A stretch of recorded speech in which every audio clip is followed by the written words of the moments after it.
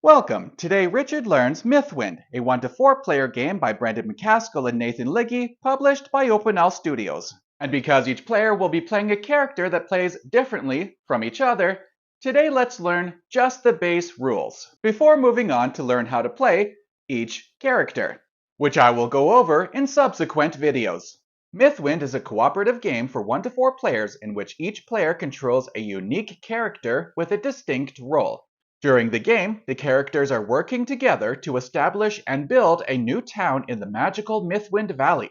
They work to achieve various goals by constructing buildings within the town, adventuring throughout the region, navigating relationships with the mysterious sprites who inhabit the valley, and developing their character-specific professions. As an open-ended game, Mythwind has no distinct conclusion. Although many players may find a natural endpoint to their game at the conclusion of the story, players can continue to play the game for as long as they would like over as many game seasons as they wish. As players progress through the game, their town will develop and grow, reacting to changing seasons and to the members of the community over time. To set up your very first game, place the 3 main board pieces in the center of the play area. Then take the Spring season tile and place it in the Season section of the main board. Next, take the 4 resource tokens and place them all at 1 on the resource track according to color. Our resources are culture, income, production, and food.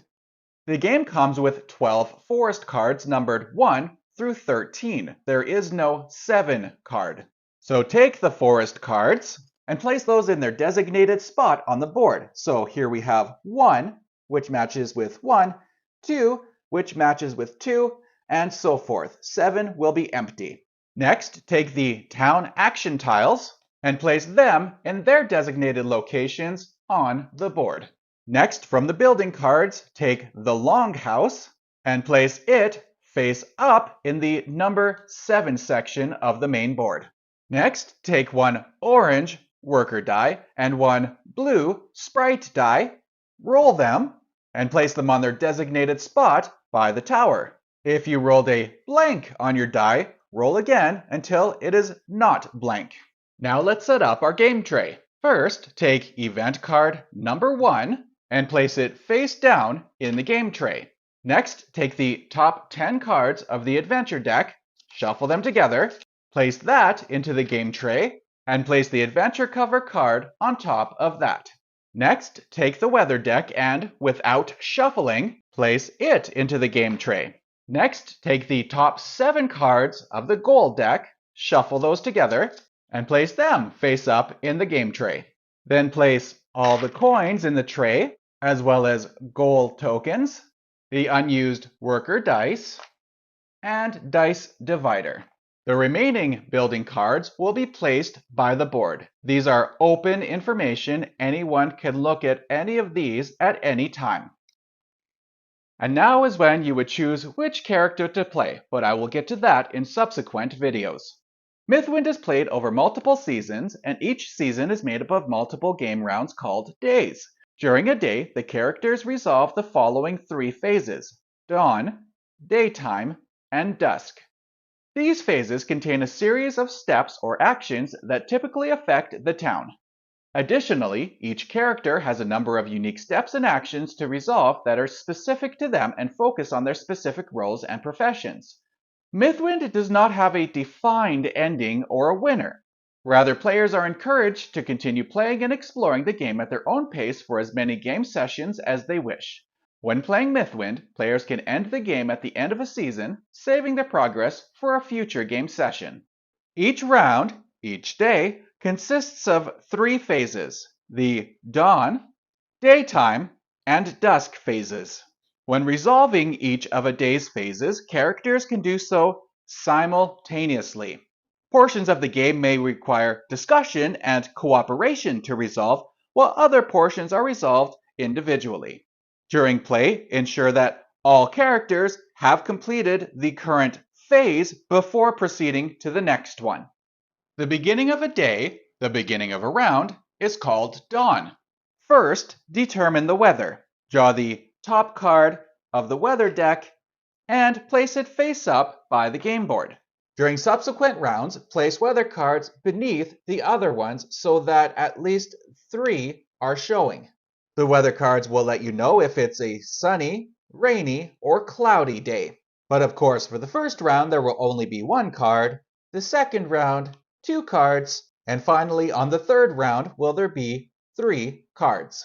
After determining the weather, check the season effects. To check season effects, first look at the 3 most recent weather cards. And if the 3 weather effects in that column match any of the columns on the current season tile, resolve that effect. So we can see that had the weather effects been rainy, sunny, cloudy, we would have increased production. After checking the season effects, we would then resolve any weather effects. We can see on our first card that there are no effects to resolve, but on the second card for the second round, we can see an event icon. And that is when we would look at and resolve the event card. After dawn comes daytime. Each character first takes a town action, then their own character action, which will be described in their own videos. The town actions a player can perform are adventure, improve town or discover land, construct or demolish, hire, and use building. To perform one of these actions, take your mini and place it on the action. And only 1 mini can go on an action spot, so be sure you're communicating with your co-creators so you don't accidentally block something that they want to do. We can also see that there are sprite and villager icons on some of these spaces. When you choose a spot with that icon on it, you align yourself with them for the remainder of the day, which may affect your character's specific actions. If an icon has both sprite and villager icons, the type that the character aligns with is determined when resolving that action. If an effect allows a player to take multiple actions, the alignment is determined by the first town action. If there are no actions a player can perform, perhaps they don't have enough coins, for example, they can still choose a spot for its alignment, then forego the action. If the alignment depends on the action, the player must choose the alignment. Now let's go into detail about each action. First, there's adventure. If a player chooses an adventure action, choose the first adventure card underneath the adventure cover card, replace the adventure cover card, read the text on the card, make your choice, then resolve the text according to which choice you made. This will also determine your alignment for the day. Then remove the card from the game. It will no longer be used. Of course, if a card says, do not remove the card from the game yet, don't remove the card from the game yet. If a player chooses the Improve Town or Discover Land action, a character must choose either Improve Town or Discover Land. Let's explain Improve Town first. To improve the town, a character can spend any amount of their coins to purchase resources, and each character can do so at different rates. Each coin value is how much they can increase that resource by 1. So we can see spending 5 on food moves the token up 1 spot.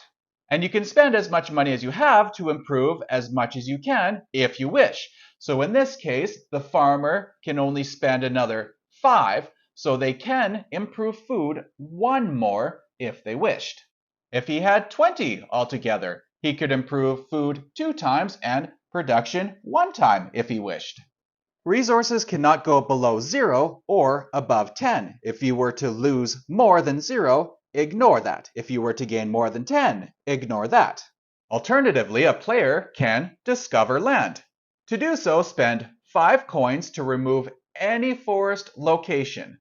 So flip it over, resolve the effect, then remove the card from the game. You now have that spot to construct a building. Speaking of, the next space is construct or demolish. The construct action begins the construction process for a building of the character's choice. However, the character must first pay the building's construction cost, and the town must meet this building's prerequisite. In this case, a longhouse must already be built. And although some buildings have other building prerequisites, other buildings have different prerequisites. If a building meets a prerequisite and the resources have been paid, the building can be placed in the construction queue, and there is a symbol as to where to place it in the queue. So 4 is further away from being completed while 1 is nearly completed. In this case, let's place it in the 1 section. If you need to place a building, but there's already a card in that spot, place it below that card. So that means you cannot add a building to the queue if all the spots are taken. So if adding buildings doesn't move the queue, what does? The construction queue moves when we get the advanced construction queue effect. So now the building in the number 1 spot is completed and can be placed in an empty forest location. Every other building moves up 1 space.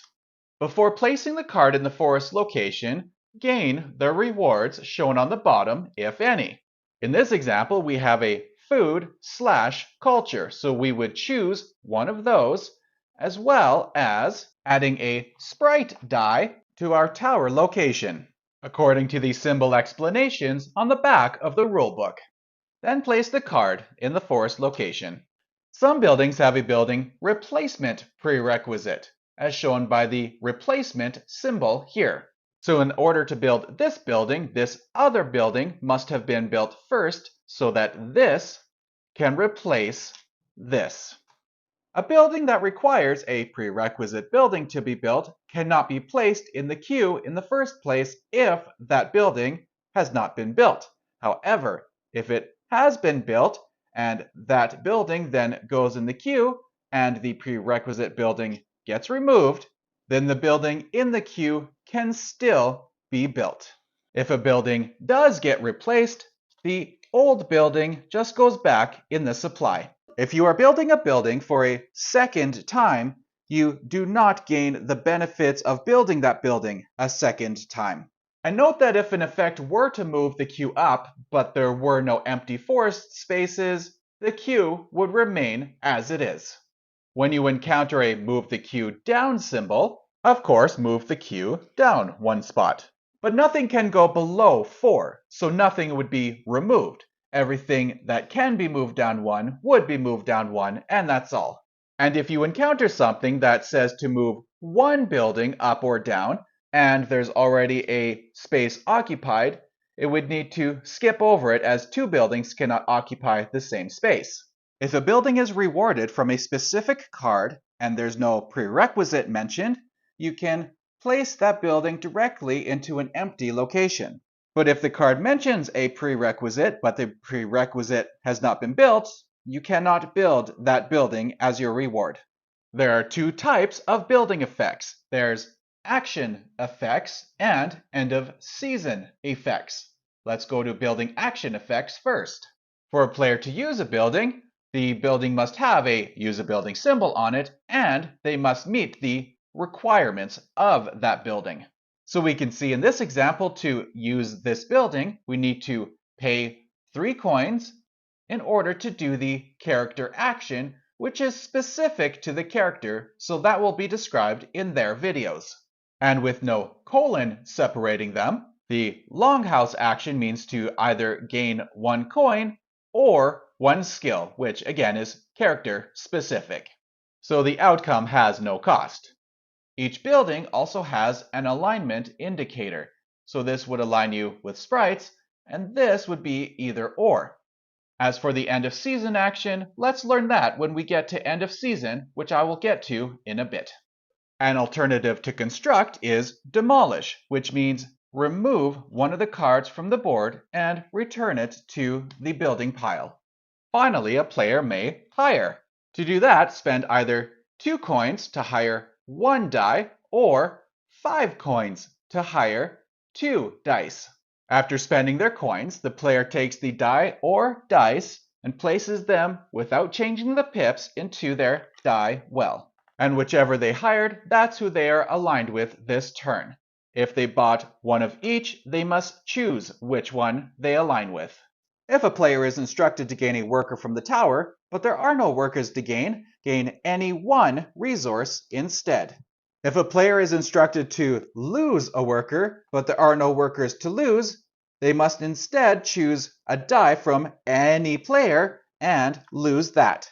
But if no one has workers of that type, you may ignore the instruction. Each day ends in dusk, so each player takes their mini and places it on their character tray. Then, if any players have dice, they set the ones with pips aside, but the ones with the blank face they re-roll until it is not blank and then puts that die on the tower.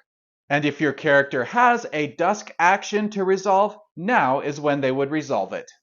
Next, if there are weather cards remaining, the season continues, the next round starts. However, if there are no more weather cards, it is now end of season. First, resolve any end of season actions you may see on buildings. If an end of season needs a goal to be successful, wait until you know the goal has been successful or not before resolving. Next, resolve the goal card. So take the card and, if you were successful, resolve the top portion of the card and remove the card from the game. If you were unsuccessful, resolve the lower part of the card, shuffle it back into the deck, then choose the top two cards, choose one of those to resolve, and shuffle the other one back in the deck, leaving the other card that you chose to be the next card to resolve next season. Also, throughout the season, you can use the goal tokens to help you keep track of how many of that goal you are at. Next, reset the weather deck. So take the cards, shuffle them together, and place them in the tray for the next season. Finally, change the season tile to the next season, changing tiles if you must. After the winter season, continue to the next spring season. And if players wished to change characters, now is when they would do so. When changing characters, if a player had any dice, it would get returned to the board, but everything else a player did on their player tray remains in place. Simply put the lid on to retain the progress made. To save the game, save the dice that are unlocked on the unlocked side of the divider.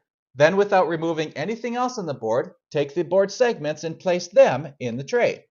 Then place the cover on that.